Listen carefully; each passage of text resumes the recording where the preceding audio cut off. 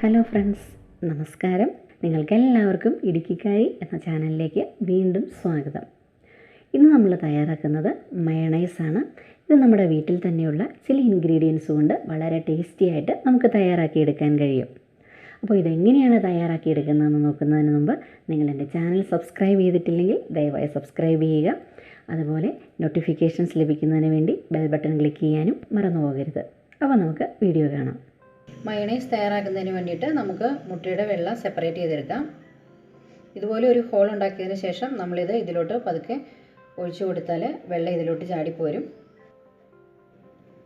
Mayonnaise തയ്യാറാക്കുന്നതിന് ഞാനിന്നിവിടെ ഒരു മിക്സിയുടെ ജാർ എടുത്ത് വെച്ചിട്ടുണ്ട്. ഈ മിക്സിയുടെ ജാറിലാണ് നമ്മളിന്ന് തയ്യാറാക്കിയെടുക്കുന്നത്. അപ്പോൾ ഇതിലോട്ട് എന്തൊക്കെ സാധനങ്ങളാണ് ചേർത്ത് കൊടുക്കേണ്ടതെന്ന് നോക്കാം.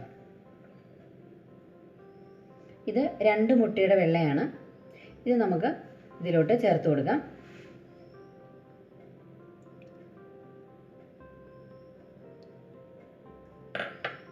മുട്ടയുടെ ഉണ്ണി ചേർക്കുന്നതുകൊണ്ടും കുഴപ്പമൊന്നുമില്ല, പക്ഷേ ആ പ്യുവർ വൈറ്റ് എന്നുള്ള ആ ഒരു കൺസെപ്റ്റ് മാറിപ്പോകും. അതുകൊണ്ടാണ് ഞാനിപ്പം യെല്ലോ പോർഷൻ ചേർക്കാത്തത്.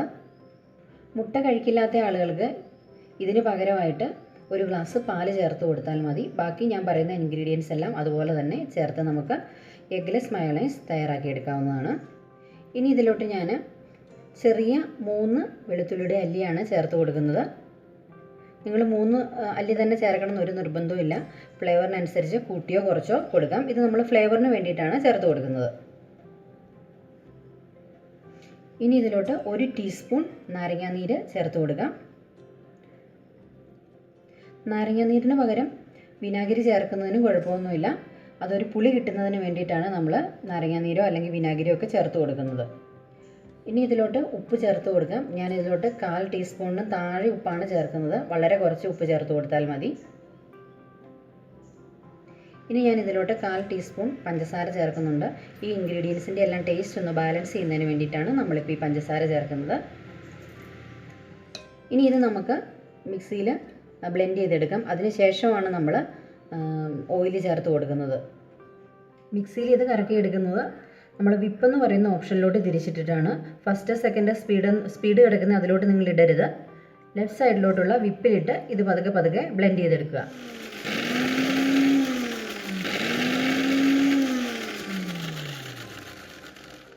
ഇപ്പോൾ നമുക്ക് ഇതുപോലെയാണ് കിട്ടിയിരിക്കുന്നത്.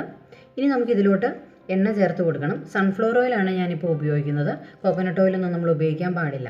ഇത് ഞാൻ 1 കപ്പ് സൺഫ്ലവർ ഓയിൽ എടുത്തിട്ടുണ്ട്. 250 ml മെഷറിംഗ് കപ്പിന് അളന്നതാണ് ഈ ഓയിൽ. അപ്പോൾ ഇനി ഇതിൽ നിന്ന് നമ്മൾ കുറച്ച് എടുത്ത് ഈ മിക്സിയുടെ ജാറിലോട്ട് ആഡ് ചെയ്ത് വേണം ഇത് നമ്മൾ കറക്കിയെടുക്കാൻ.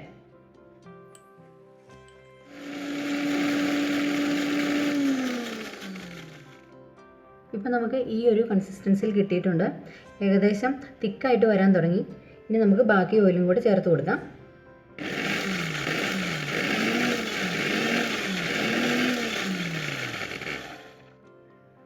ഈ ഒരു തിക്നെസ്സിൽ നമുക്ക് മയണൈസ് കിട്ടിയിട്ടുണ്ട്. ഞാൻ എടുത്തു വെച്ച എണ്ണയിൽ 1/2 കപ്പ് എണ്ണ മാത്രമേ ഉപയോഗിച്ചിട്ടുള്ളൂ. ഇനി ഇത് നമുക്കൊരു ബൗളിലോട്ട് മാറ്റാം. അപ്പോൾ ഇന്ന് നമ്മൾ മയോണൈസ് റെഡിയാക്കി വെച്ചിട്ടുണ്ട്. ഇതിൽ നമ്മൾ ചേർത്തിരിക്കുന്നത് നമ്മുടെ വീട്ടിൽ തന്നെ അവൈലബിൾ ആയിട്ടുള്ള ചില ഇൻഗ്രീഡിയൻസ് മാത്രമാണ്. അപ്പോൾ ഇത് റെസ്റ്റോറൻറ്റിൽ നിന്നൊക്കെ ലഭിക്കുന്ന അതേ രുചിയിൽ തന്നെയാണ് നമ്മൾ തയ്യാറാക്കി വെച്ചിട്ടുള്ളത്. നിങ്ങളെല്ലാവരും ഇതൊന്ന് വീട്ടിൽ ട്രൈ ചെയ്ത് നോക്കണം. അപ്പോൾ ഇനി പുതിയൊരു റെസിപ്പിയുമായി പുതിയ വീഡിയോയിൽ നമുക്ക് വീണ്ടും കാണാം.